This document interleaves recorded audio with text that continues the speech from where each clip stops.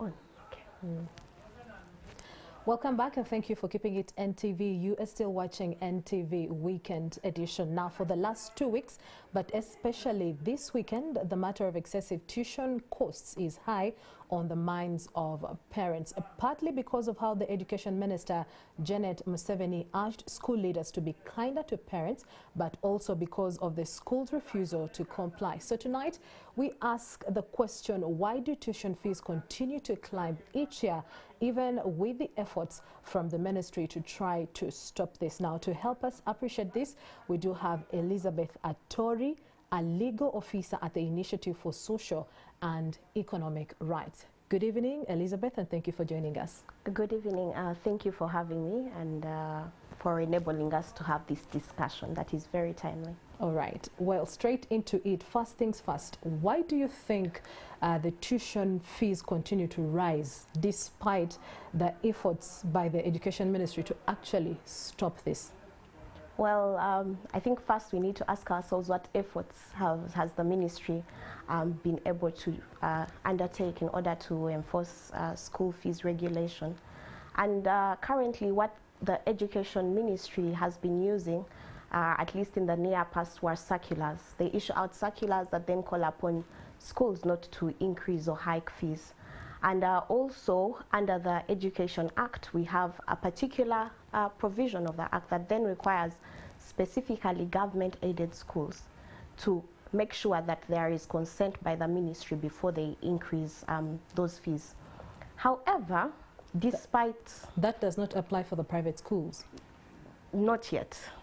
So that's why there is a conversation around having a statutory instrument that then covers government-aided schools, private schools, public schools, to ensure that they are all brought within the envelope of regulation. We've had our current act since 2008, and since 2008 we haven't had a statutory instrument that then requires that the ministry regulates fees. This is despite the Act specifically under Section 57 requiring that the minister issue statutory instruments. That's why, as an organization, I do work with the Initiative for Social and Economic Rights, as where I'm a legal officer.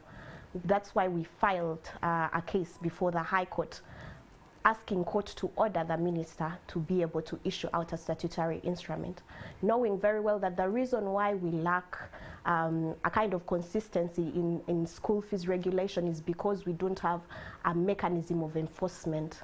So that the ministry doesn't have a push to ensure that the schools that are required to regulate their fees then regulate their fees. What the statutory instrument would do is that it would ensure that the ministry has more of a stick to beat the schools that are not enforcing the regulations. So that's why we need to, as a country, move towards regulation, so that then we actually are able to enforce the law that is already in place, both under the Education Act and also the Constitution, to ensure that all learners access school. Now, as the Initiative for Social and Economic Rights, like you've just said, you filed a case against, the government and the Ministry of Education in particular for not having or putting in place the statutory instrument. Why do you think the government is, or the ministry is still reluctant to actually put this to work? Well, I wouldn't use reluctant. I believe the ministry has taken steps towards putting in place a statutory instrument. Very recently, we saw media coverage around what that statutory instrument would look like, some of the things that they would be regulating, including some of the requirements that are charged by schools outside of tuition fees. So sometimes schools ask for building fees for PTA, bag of cement, bricks, slashers, yeah, even bricks. and some of these actually are supposed to be bought within the school premises at prices that are then set by those very schools instead of using the market prices. So we've seen parents actually come out in protest requiring that then schools revert some of these policies. Very recently we saw a social media post where parents were requiring that some of these charges, like paying for visitation cards, should be removed, and that there is where the problem lies. Now, what parents have currently is if a school increases their fees, they have no recourse mechanisms. Right? So what they then revert to is the court of public opinion. They send out social media posts calling upon the schools to be able to call them in, to consult them, so that then they participate. But these are things that could be cured by a statutory instrument to ensure that if this particular school arbitrarily then increases school fees, what is the recourse for those particular parents? But these are schools that are run entirely independently, and the activities are, or how they run their activities in school entirely depend on the school fees that they actually charge. So don't you think this is going to take a toll on private schools in the long run if the school fees is actually regulated? They have to pay for utilities, they have to pay teachers, and of course do every other activity still using the school fees. I would like us to go back to, there was a time in this country where we had the slogan, Bonaba Some. That's really is the bedrock of education. Under our Vision 2040 as a country, we have decided that all learners should be able to have an opportunity to go to school. Under the SDGs, one of the goals is to ensure inclusive, quality, equitable education for all children in this country. Education is a public good. It's not a commodity. Despite the involvement of private actors in education, the government still has a mandate to ensure education for all children, whether they are in what we would call public schools or our UPE schools, or whether they are in private schools.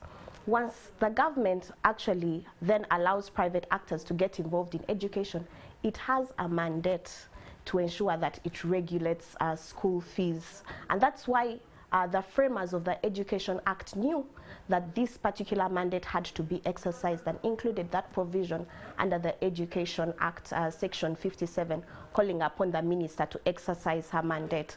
And that mandate has been long overdue.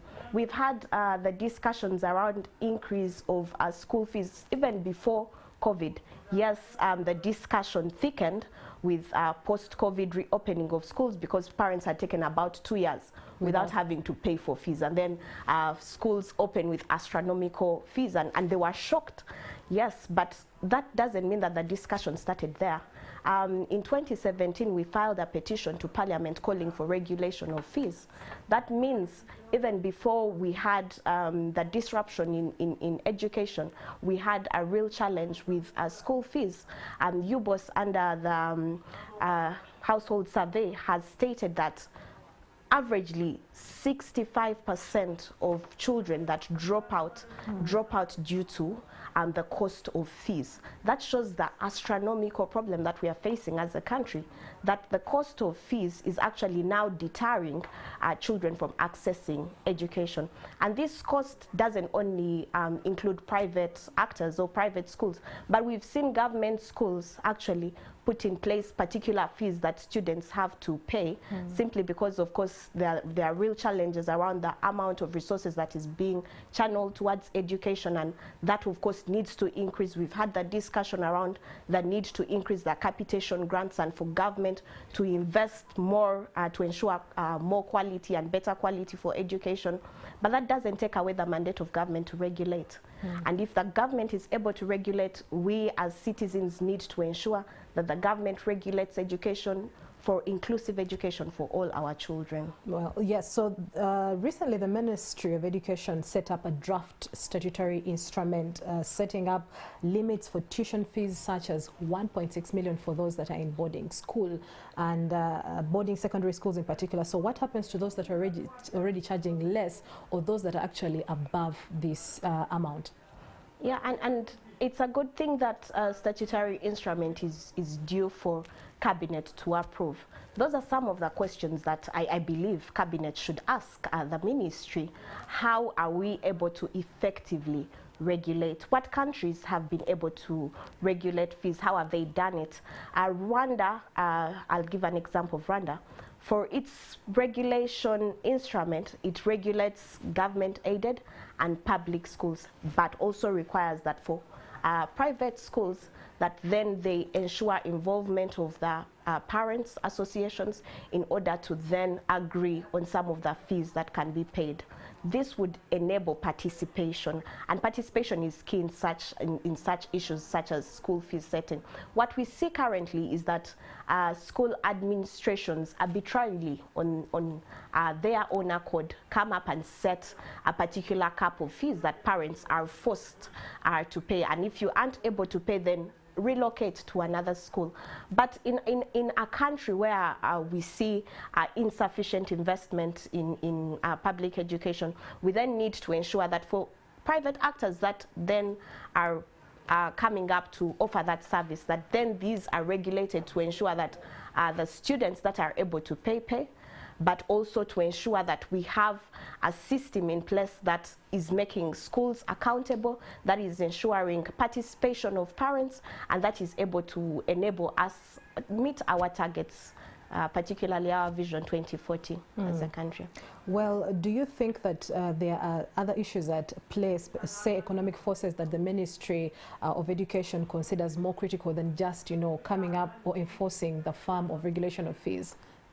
Well, I believe with the Ministry of Education in the past coming out and actually particularly being clear about increase in fees, I believe where their challenge is not about the play of economic forces. Where their challenge is about enforceability. How do they ensure that the fees that are set or the regulations that are set in place are actually being enforced? And that's what a statutory instrument is supposed to cure. Okay, so as we wrap this up, how do you think this should be handled in your parting shot? My parting shots would be this. As a government, it's about time that we regulate fees. We need to ensure that we maintain the momentum that we have set. Our Ministry of Education needs to actually proceed and pass the statutory instruments. Yes, we've gone into another term, but we have second term coming in. We need to make sure that we use this time that we have to be able to ensure that we put in place regulations that allow all children to go to school. Thank you so much, Elizabeth Atori, a legal officer at the Initiative for Social and Economic Rights. And thank you all for joining us. We now take a break and continue with NTV Weekend Edition.